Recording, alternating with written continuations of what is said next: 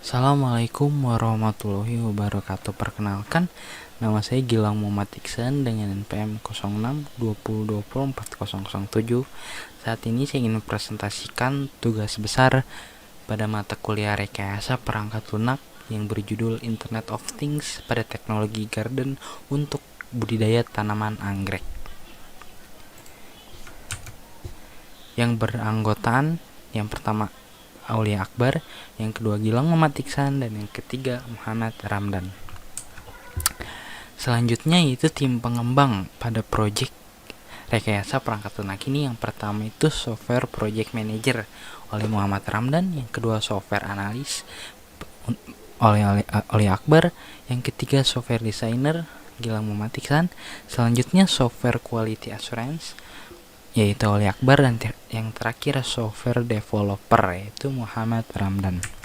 Selanjutnya pada e-garden system, diagram konteksnya meliputi 7. Yang pertama yaitu customer keypad, yang kedua card reader, yang ketiga customer display, yang keempat control panel, yang kelima on off system, yang keenam control system, dan yang terakhir akun database.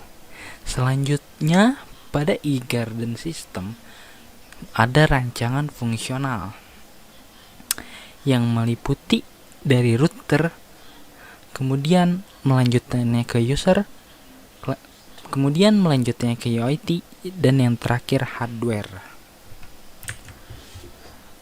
Selanjutnya rancangan antarmuka. Rancangan antarmuka ini bisa dilihat oleh user. Jika user tidak mau menggunakan web browser atau ingin mengontrolnya melalui handphone atau iOS atau perangkat tab lainnya, aplikasi e-gather ini selain bisa digunakan di web, bisa juga dikontrol melalui Android atau handphone pada pemiliknya. Di rancangan antarmuka ini meliputi control panel dan untuk menyalakannya on off, untuk manualnya, dan untuk mengatur suhunya. Selanjutnya yaitu rancangan arsitektur. Pada rancangan arsitektur ini, sistem e-garden yang pertama yaitu menginput IP address IoT-nya untuk menampilkan UI. Jadi jika kalian ingin mengakses, kalian pertama itu harus menginput IP address terlebih dahulu untuk menampilkan UI-nya. Kemudian setelah menampilkan UI, di dalam UI tersebut Anda bisa menghidupkan saklar dan mematikan saklarnya. Selain menghidupkan dan mematikan, Anda juga bisa hardware control atau mengkontrol semuanya melalui handphone ataupun web browser. Selanjutnya yaitu rancangan database. Nah, pada sistem e-garden ini sebenarnya kita tidak perlu menggunakan rancangan database. Tetapi jika ingin menggunakan rancangan database, maka seperti ini. Yang pertama admin, kemudian parameter suhu, keadaan, dan jenis. Admin meliputi username dan password, parameter suhu meliputi suhu min dan suhu max, keadaan meliputi K lembab dan K kering, dan jenis meliputi J_tanaman. Oke, penjelasan selanjutnya akan disampaikan oleh teman saya yaitu Aulia Akbar. Sampai jumpa.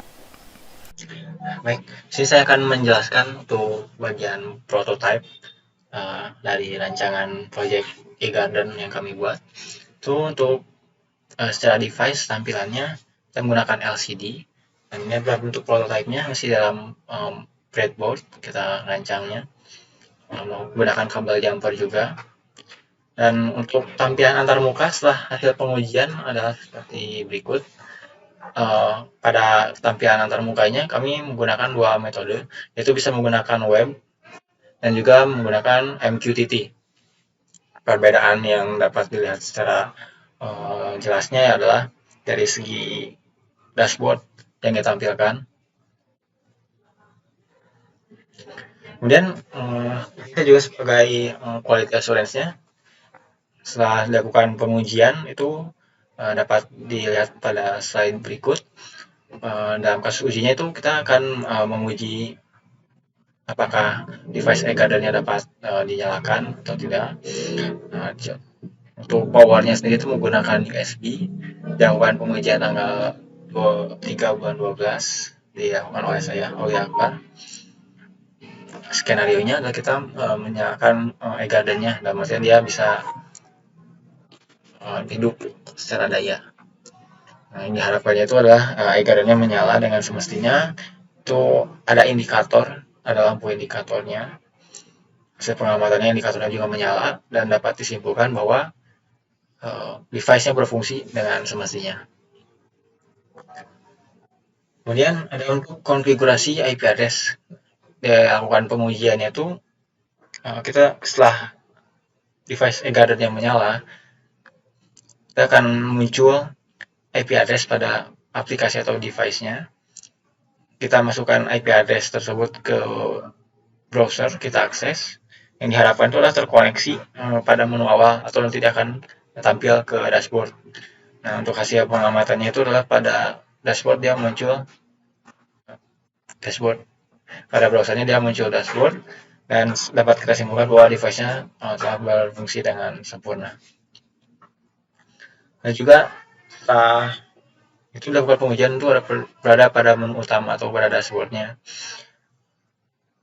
Angka pengujiannya sendiri seperti yang tadi sudah dilakukan, dia masukkan dulu IP address ke browsernya, lalu muncul tampilan dashboardnya yang diharapkannya, dan hasil pengamatannya device-nya juga menyala dan bisa masuk ke menu utama yang digunakan, atau seperti menu tombol on off-nya dapat digunakan dengan kesimpulan bahwa device-nya sudah berfungsi dengan semestinya. Lalu untuk pengujian selanjutnya adalah kita mengakses menu kontrol panel. Pada pengujian ini dapat dilihat pada menu kontrol panel sendiri terdapat beberapa menu, yaitu adalah limit suhu dan kelembaban, dan juga koneksi pada Wi-Fi yang akan kita hubungkan. Dan dari hasil pengamatannya, device-nya dapat berfungsi seperti yang kita inginkan. Nah, cukup sekian untuk pengujian dari eGarden.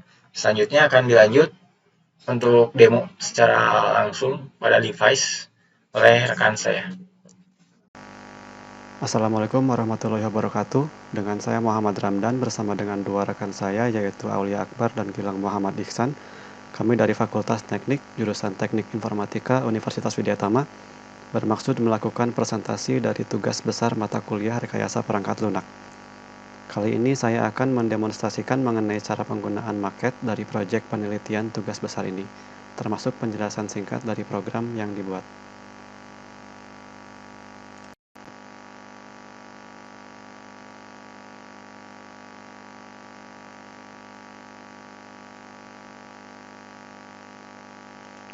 Saat ini alat sudah terkoneksi dengan dua buah handphone. Koneksi dengan handphone yang sebelah kanan melalui protokol HTTP dan melalui jaringan lokal area network atau Wi-Fi di rumah. Sementara koneksi dengan handphone sebelah kiri yaitu melalui protokol MQTT melalui koneksi internet. Sehingga alat ini bisa dikontrol sekaligus baik dari rumah atau dari koneksi Wi-Fi yang sama maupun dari internet secara jarak jauh dimanapun dan kapanpun selama kita terkoneksi dengan internet. Alat ini dapat dikontrol melalui tombol fisik yang ada di alat ataupun melalui tombol virtual dari handphone atau komputer yang terhubung ke alat ini. Dan kondisi tombol akan selalu tersinkronisasi dari alat dan ke semua device yang terhubung ke alat ini.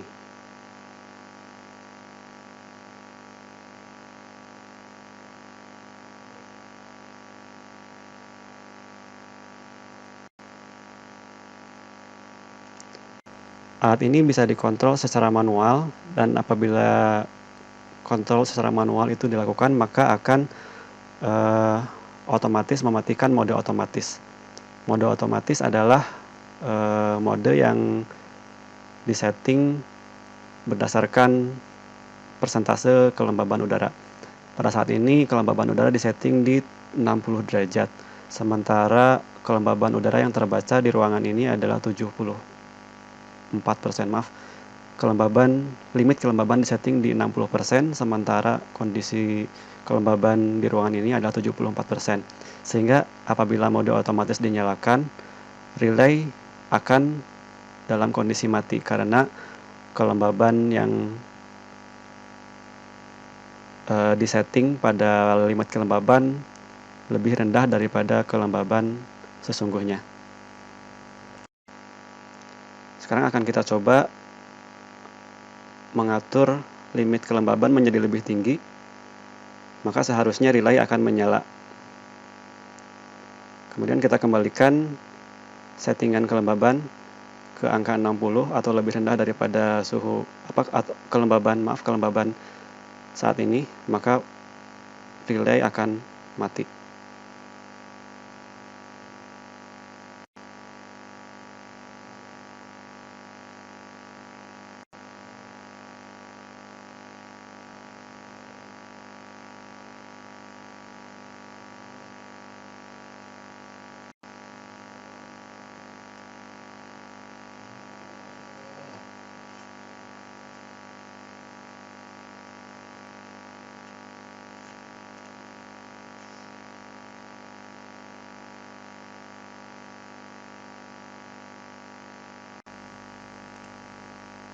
Baik, berikut adalah tampilan aplikasi berbasis web yang dapat diakses melalui handphone seperti di video tadi ataupun melalui browser di internet. Untuk koneksi melalui protokol MQTT sebetulnya dapat diakses melalui aplikasi yang ada di Play Store. Aplikasi apapun bisa digunakan selama itu bisa membuka koneksi melalui protokol MQTT. Baik, berikut akan saya jelaskan mengenai komponen-komponen yang ada di aplikasi berbasis web ini. Paling atas sebelah kiri ada tampilan suhu dan kelembaban saat ini. Di bagian tengah ada tombol power untuk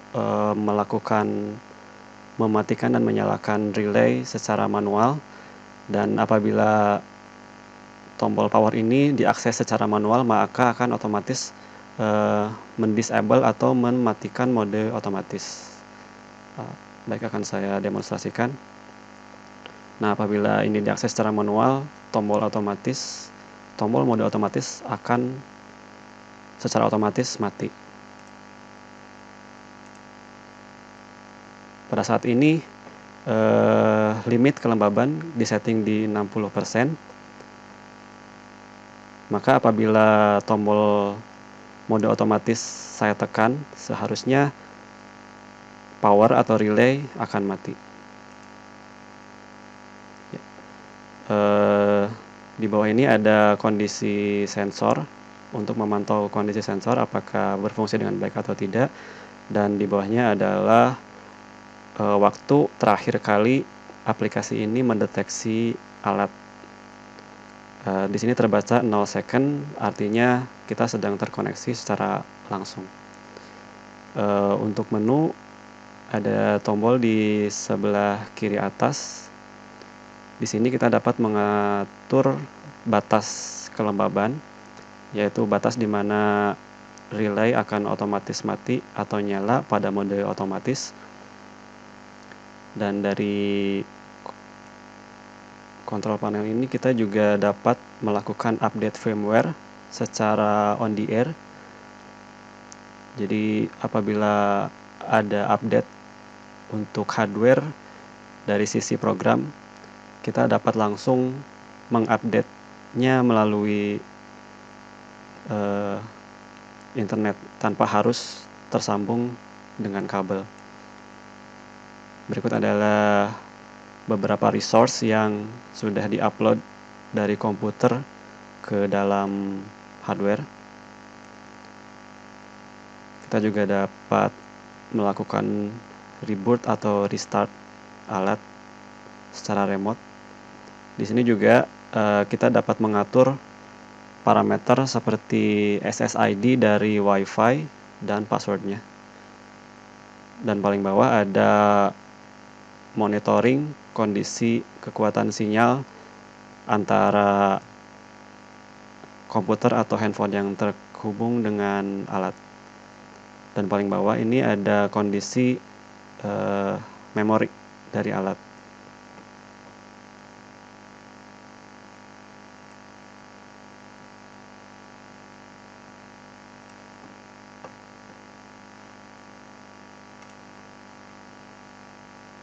Baik, sekian penjelasan mengenai penggunaan aplikasi berbasis web.